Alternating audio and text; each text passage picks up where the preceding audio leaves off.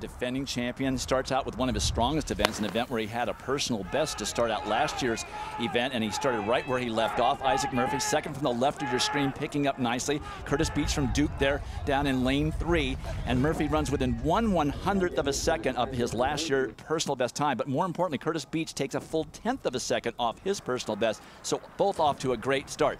Curtis Beach, we only get 3 jumps. He had 2 fouls to begin, and they were long fouls. He went for it with a lot of tailwind, and he was rewarded. Got on the board, didn't think it was that great, but it was a 6-inch personal best. So first 2 events, 2 lifetime bests. Then we go to the shot put where the UCLA athletes dominated.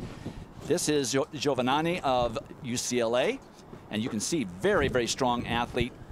Good push with the legs out of the back of the circle using the old glide technique.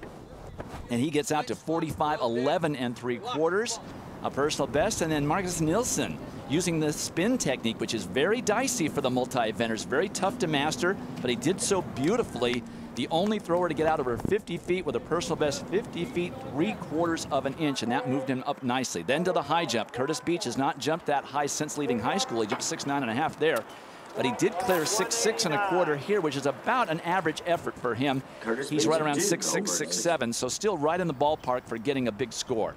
But it was Romain Martin, the big 6'7", 190 decathlete from UT Arlington, who cleared 6'8 3/4", matching his all-time personal best in a heartbreakingly close miss at a new lifetime best, 6'9 3/4", and that helped him move up as well. Then the final event, the grueling 400 meters, and on paper, Curtis Beach there in lane 5, more than a full second better than everyone else, but a stinging headwind going into that backstretch right in the teeth of him. I think Curtis Beach went out slower than he probably should have. He needed to establish some momentum here. You can see that Isaac Murphy is doing a nice job making up the stagger, but you can also tell by Isaac Murphy's body position, he was really having to put his head down into that wind.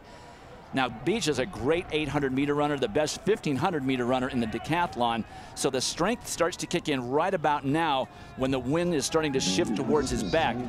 But even by his own admission, he probably went out a little on the slow side. He needed to have a good time here to get on pace to get that Moscow World Championship A qualifying standard of 8,200 points. He has to improve on his personal best by more than 100 overall to get that standard, and I think he believes he left a little bit of it on the track.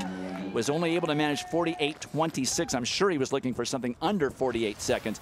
But still, the class of the field here and the first day leader, but he's going to have a 4,000-point second day. Not impossible, but it's going to be a real challenge. And you can see the strength. Look at the upper thighs on Curtis Beach. He's a very strong athlete.